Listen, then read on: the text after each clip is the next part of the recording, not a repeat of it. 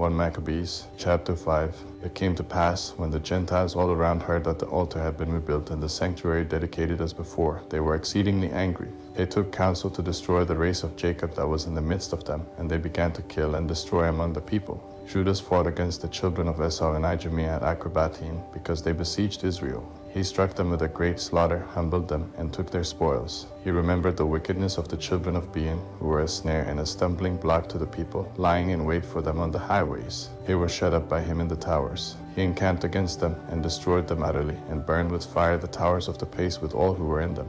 He passed over to the children of Ammon, and found a mighty band and many people, with Timotheus for their leader. He fought many battles with them, and they were defeated before his face. He struck them, and took possession of Jazer and its villages, and returned again into Judea.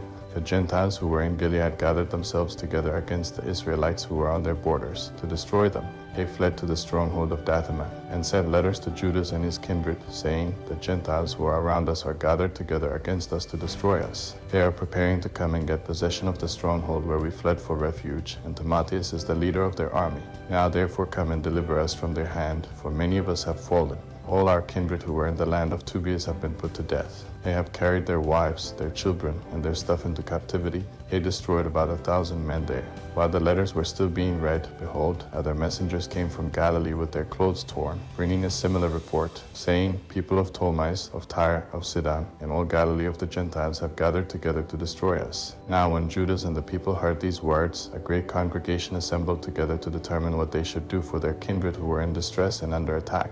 Judas said to Simon his brother, Choose men and go deliver your kindred who are in Galilee. But Jonathan my brother and I will go into the land of Gilead. He left Joseph the son of Zacharias and Azarias as leaders of the people with the remnant of the army in Judea to guard it. He commanded them, saying, Take charge of this people and fight no battle with the Gentiles until we return. Then 3,000 men were assigned to go into Galilee with Simon, but 8,000 men were assigned to Judas to go into the land of Gilead. Simon went into Galilee and fought many battles with the Gentiles, and the Gentiles were defeated before him.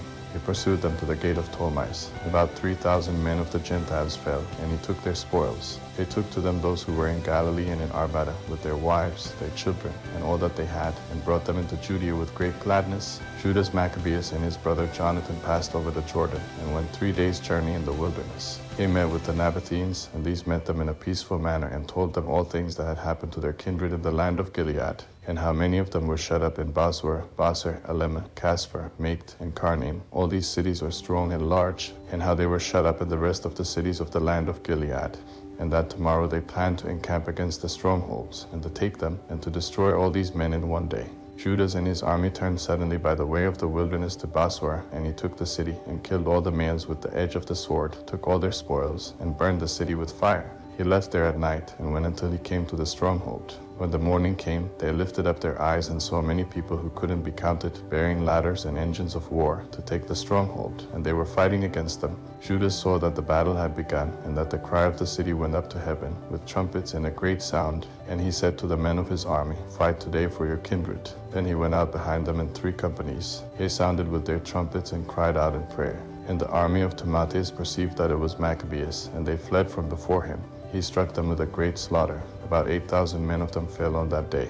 He turned away to Mizpeh and fought against it, took it, killed all its males, took its spoils, and burned it with fire. From there he marched and took Caspar, Maked, Basor, and the other cities of the land of Gilead. Now after these things, Timotheus gathered another army and encamped near Raphon beyond the brook. Judas sent men to spy on the army, and they brought him word, saying, All the Gentiles who are around us are gathered together to them, an exceedingly great army. They have hired Arabians to help them, and are encamped beyond the brook, ready to come against you to battle. So Judas went to meet them. Timotheus said to the captains of his army when Judas and his army drew near to the brook of water, If he crosses over to us first, we won't be able to withstand him, for he will certainly defeat us. That if he is afraid and encamps beyond the river, we will cross over to him and defeat him. Now when Judas came near to the water brook, he caused the scribes of the people to remain by the brook, and commanded them, saying, Allow no man to encamp, but let all come to the battle. Then he crossed over the first against them, and all the people after him, and all the Gentiles were defeated before his face, and threw away their weapons, and fled to the temple at Carnaim. They took the city and burned the temple with fire, together with all who were in it. Karnaim was subdued. They couldn't stand any longer before the face of Judas. Judas gathered together all Israel, those who were in the land of Gilead, from the least to the greatest, with their wives, their children, and their stuff, an exceedingly great army, that they might come into the land of Judah. They came as far as Ephron, and this same city was large and very strong. It was on the road where they were going. They couldn't turn away from it on the right hand or on the left, but needed to pass through the middle of it. The people of the city shut them out and blocked the gates with stones. Judas sent to them with words of peace, saying, "We will pass through your land to go into our own land, and no one will harm you. We will only pass by on our feet." But they wouldn't open to him. Then Judas commanded proclamation to be made in the army, that each man should encamp in the place where he was. So the men of the army encamped and fought against the city all that day and all that night, and the city was delivered into his hands. He destroyed all the males with the edge of the sword, razed the city, took its plunder, and passed through the city over those who were slain. He went over the Jordan into the great plain near Bethshan.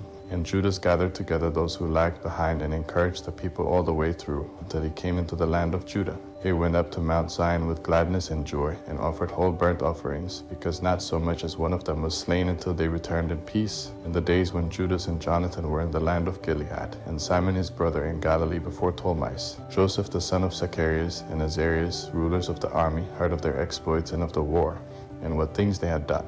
They said, "Let's also get us a name, and let's go fight against the Gentiles who are around us." So they gave orders to the men of the army that was with them, and went toward Jamni. Gorgias and his men came out of the city to meet them in battle. Joseph and Azarias were put to flight, and were pursued to the borders of Judea. About 2,000 men of Israel fell on that day. There was a great overthrow among the people, because they didn't listen to Judas and his kindred, thinking to do some exploit, that they were not of the family of those men by whose hand deliverance was given to Israel. The man Judas and his kindred were glorified exceedingly in the sight of all Israel and of all the Gentiles, wherever their name was heard of. Men gathered together to them, acclaiming them. Judas and his kindred went out and fought against the children of Esau in the land toward the south. He struck Hebron and its villages, pulled down its strongholds, and burned its towers all around. He marched to go into the land of the Philistines, and he went through Samaria. In that day certain priests, desiring to do exploits there, were slain in battle, when they went out to battle unadvisedly. But Judas turned toward Azotus, to the land of the Philistines, pulled down their altars, burned the carved images of their gods with fire, took the plunder of their cities, and returned into the land of Judah.